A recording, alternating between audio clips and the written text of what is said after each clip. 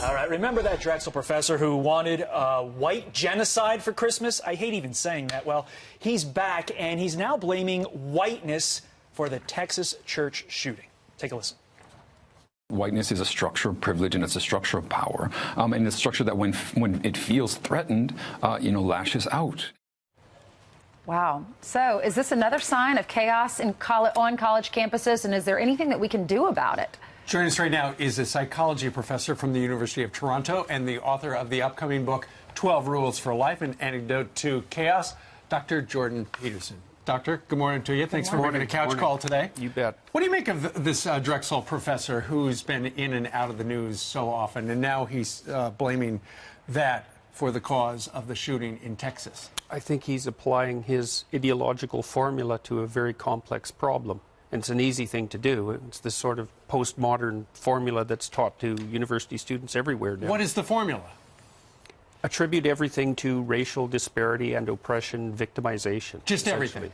Well, essentially, it's a recasting of Marxism, I would say. And with the Marxist theory, it was rich against poor, bourgeoisie against proletariat. And that was recast in the 1970s as oppression due to group identity, essentially. And so that's where identity politics came from. It's a formula you can learn in about a day, and then you can use it to explain everything.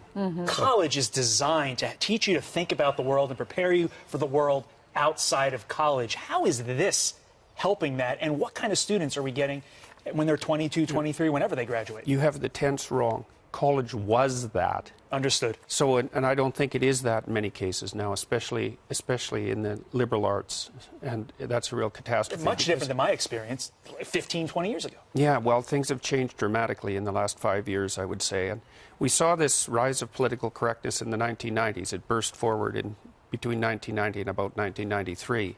And then it seemed to subside a little bit, but it's back with an absolute vengeance now.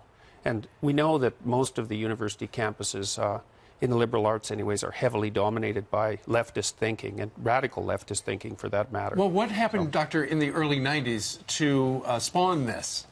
Well, I think it's popped up more or less repeatedly since the late 1960s. I'm not sure exactly why. Started with the anti-war movement? Yeah, with the anti-war movement, but there was a fair bit of radical thinking in the 1960s on the left side, and many of those people ended up teaching in universities.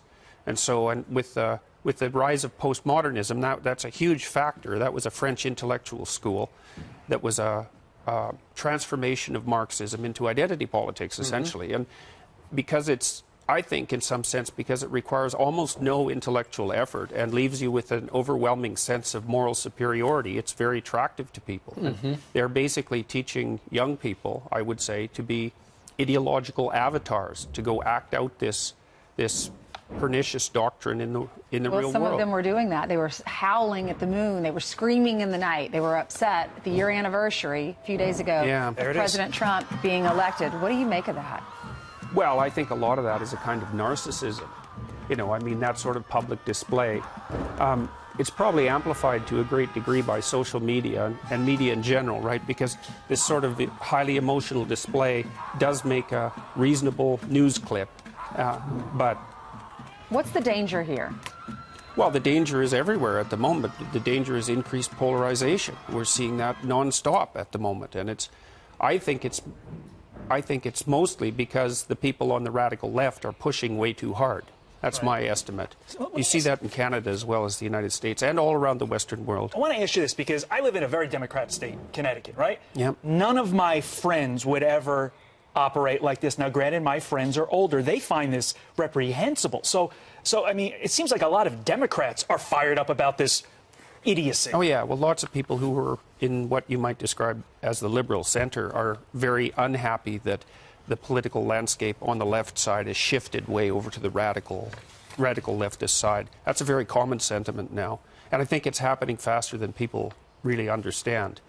So it's almost impossible to overstate how influential these postmodern doctrines have become and how they're seeping in now into corporations, mostly through HR departments. I read an article, and it was about Barbara Corcoran, and she was talking about people she hires and doesn't hire. And when she's investing in companies like we see on Shark Tank, she says if you're a victim, she hates the word victim and people who have that victimized mentality, where they are the victim, woe is me. Do you see that more and more? Is that like a millennial thing, or is it? Well, it's a form of justification for the use of power.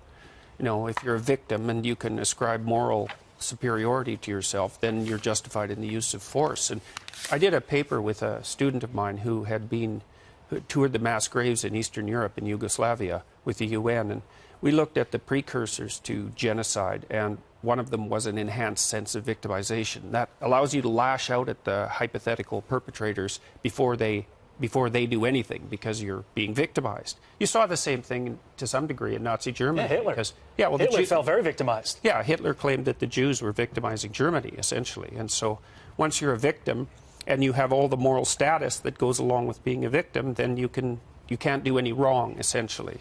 Right. Interesting discussion. Dr. Jordan Peterson's new book is called 12 Rules for Life, an Antidote to Chaos, which we certainly need now. Doctor, thank you very much. Thank you, Doctor. Thank you. Hey, thanks very much for the invitation.